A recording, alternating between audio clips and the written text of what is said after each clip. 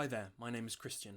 In an effort to encourage myself to read more and to create some sort of record that I can look back on and examine my opinions on things I've previously read, I've decided to embark on a YouTube series. In this series, I'll be using a handy Google Doc that I've created with a little bit of stolen code.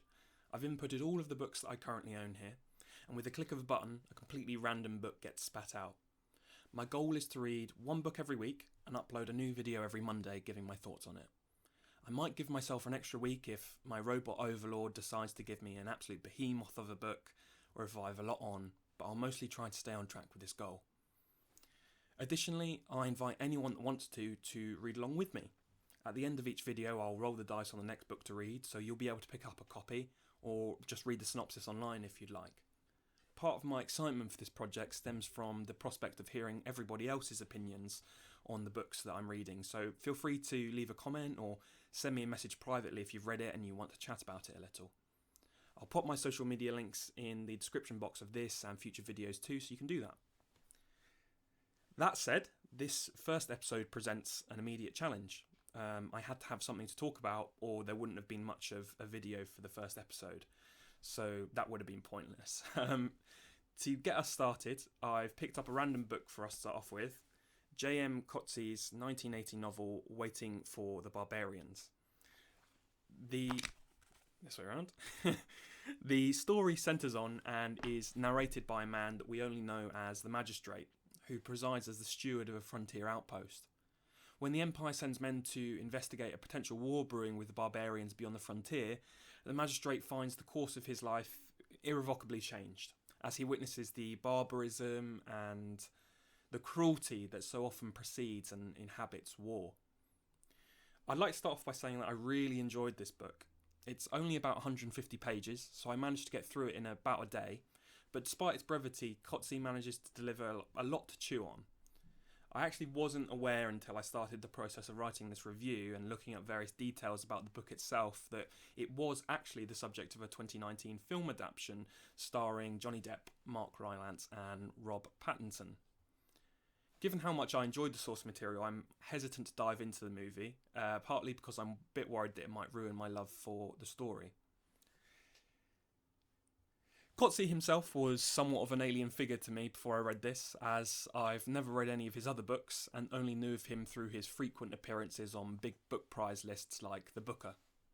Going into the book, I was a little intimidated because my most recent recollection of his work was the hype and the furor surrounding his trilogy of Jesus books, which I only ever heard glowing recommendations for, but I also heard were really dense literary books that required quite a lot of poring over, so that put me off a little. Well, I hope I haven't scared anyone away by saying this, because what I found with Waiting for the Barbarians couldn't be more opposite. The prose in this book is immediately manageable. Coetzee writes concisely, and he isn't obtuse in his choice of language in this book. One comparison I would make is between this book and Ishiguro's The Buried Giant. They're both stories that follow the narrative of a fictional medieval-esque land, abstracted from the time and place of our actual world, yet replete with enough signifiers of the world that we do live in that it isn't entirely foreign either.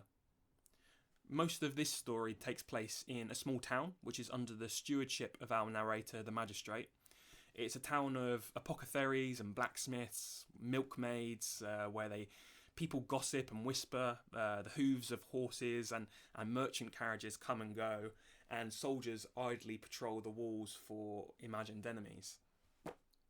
The richness of the descriptions in this book is one of the many things that struck me on first read. Much of the prose is couched in the language of people whose actions are dictated to them by the ebb and flow of the seasons and their subsistence work. The Magistrate, in surmising this in a quote that I really like, says, "No one who paid a visit to this oasis failed to be struck by the charm of life here. We lived in the time of the seasons, of the harvests, of the migrations of the water birds. We lived with nothing between us and the stars. We would have made any concession had we only known what to go on living here. This was paradise on earth." I really like that quote. I think that the alternate reality that this book is set in really helps with the simplicity and the manageability of the story for a reader, Many of this book's themes play on ideas that are present in our real world of war, politics, the nature of good and bad men, the complexity of history and the contradictions embedded in our history by those who write it. By placing these themes in the context of an imagined reality, Coetzee is providing himself with the ultimate freedom to play around. To play around, absent of the constraints of reality and gnawing historians who might want to say, oh, it didn't happen like this, it happened like that. And he doesn't fall into the easy trap of approaching the writing of it like a child in a sweet shop either, adding in every good idea that this ultimate freedom might allow. He rather remains choice and minimal in what he introduces into the proverbial mixing pot. In fact, in many ways, this narrative plays out like a stage play. We've got our protagonist, the magistrate, our antagonist, a man called Colonel Joel, with his retinue of military lackeys, and then everybody else. In fact, there are maybe one or two other characters in this who have any distinct personality or character. The rest of the townsfolk are not so much people as they are the setting. It is they who give life to the town, but they're a homogeneous entity. It becomes clear early on in the story that most of them more or less share the same opinions about the world and aren't particularly interesting subjects for our narrator to focus on. For some books, this could be a really fatal flaw, but for the purpose of this story, it's one of its great strengths. Because much of the story concerns the way in which those in power subvert and control narrative.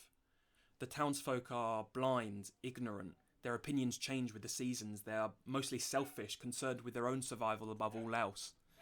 But this is something we often think to ourselves of our world today. Why is it that so many people ignore the dangers of global warming, the tyranny of government at home and abroad, dangerous and radical political discourse?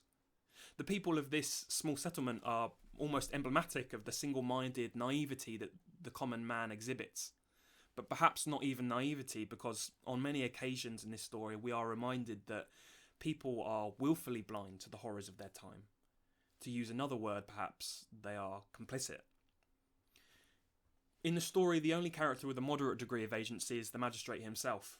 The story kicks off with a pivotal moment in which the magistrate happens to discover the aftermath of horrific torture that has been delivered on behalf of Colonel Joel and the agents of the Empire as they hope to extol some truth from some kidnapped locals. There are quite a lot of disturbing and unnerving portrayals of violence and torture in this book. I found myself visibly wincing and tutting at certain points, especially a specific sequence in the latter third of the book that I'll leave for other readers to discover in their own time. Predictably, our townsfolk look on at these events with indifference or worse, curiosity. Our magistrate being the only one that has any power to see the injustice of these acts of war. The blurb describes the magistrate as taking on a chaotic outlook, which I think is paradoxically both very apt and also completely wrong. The magistrate's idealism, which he bears out in various acts of rebellion against the wartime regime that is subsuming his once peaceful settlement, is in one sense completely pointless. He rages against the machine hopelessly, and we very rarely are left with any sense that his efforts are going to be received with any great degree of success. That being said, this idealistic crusade against all that is wrong with the bitter entanglements of war is not appealing to an external goal of ending the war or saving a life, as much as it can be seen as an internal battle between the magistrate's desire to be passively co-opted into subservient complicity with injustice, and his innate understanding that what he is witnessing is morally repugnant and unjust. And by the end of the story, I personally felt like it was a battle he was winning, despite some ambiguity in the final passages. We often get moments where the magistrate fails outwardly to sway the unswayable townsfolk or the representatives of the Empire's soldiery, but his internal narrative is usually one of great victory. There's a wry humour to these moments, but also I personally found a great admiration in the way that the magistrate clings onto an idea of justice in a time where everybody is eager to lose their heads and revel in wanton bloodletting or apathy against these war crimes. On one level, the magistrate's efforts are entirely futile. He knows and contentedly repeats in moments throughout the story how he hopes to be consigned to the forgotten annals of history. But on another level, he strikes many great victories with his own self, battling against the warm temptation to sit by idly as injustice acts out before him. Sometimes I felt like Kotze had actually just cursed the magistrate with his agency, quite cruelly designating him as the only person in his small universe that could see the world for what it truly was. And even then, it's always a blurred truth, because the magistrate as a character is far from an ideal observer in his own right. Most notable is his misplaced paternalism and his uncomfortable fraternisation with the many concubines in the township. Kotze injects a degree of doubt into his narrative, and I often found myself questioning whether the magistrate was truly motivated by the right reasons, or if he was just acting out some grand and elaborate sexual fantasy, placing himself as the saviour of his people.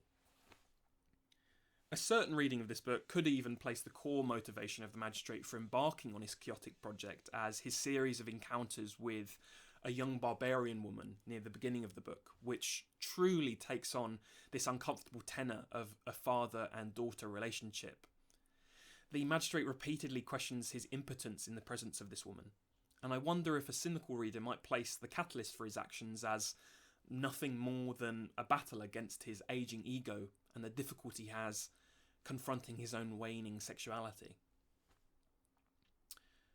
I personally felt that while elements of this are certainly true, the magistrate is also capable of great propheticism, and there are moments in the story where he elevates himself beyond the confines of petty machismo in order to speak truth to power, however futile that may be sometimes.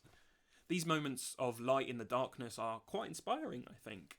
So it's testament to Kotze's ability that he's able to create such a well-rounded character, one that is both flawed, who at times I am repulsed by, but also at other times I can't help but respect, through the way in which he is really quite valiant and outspoken. I have a few excerpts here that speak to this. In one passage, the magistrate is reflecting on the raising of farmland by the soldiery, who are preparing a battlefield for war. And he says, "Animals that are quick enough, antelope, hare, cat, escape. Swarms of birds fly out in terror. Everything else is consumed.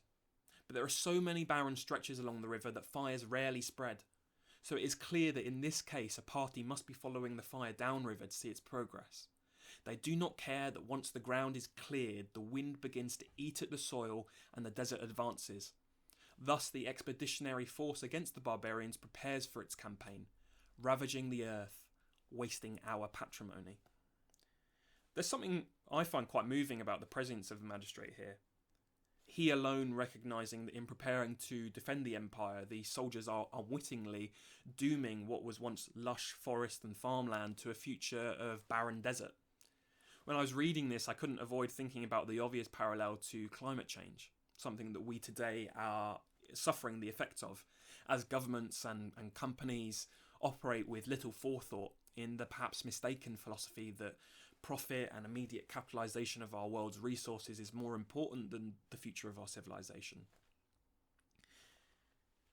In another passage, the magistrate is escorted away by guards to be imprisoned for his rebellion, and he thinks to himself the following: "I am aware of the source of my elation. My alliance with the guardians of the empire is over. I have set myself in opposition. The bond is broken. I am a free man. Who would not smile? But what a dangerous joy. It should not be so easy to attain salvation. And is there any principle behind my opposition? Have I not simply been provoked into a reaction by the sight of one of the new barbarians usurping my desk and pouring my papers?"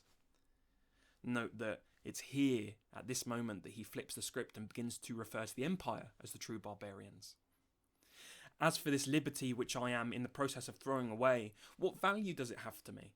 Have I truly enjoyed the unbounded freedom of this past year, in which more than ever before my life has been mine to make up as I go along? Now, this is followed by the less inspiring thought. For example, my freedom to make of the girl whatever I felt like, wife or concubine or daughter or slave, or all at once or none at whim. As you can see, with every laudable evocation, Kotze is careful to not allow us to enjoy the magistrate's proclamations too much.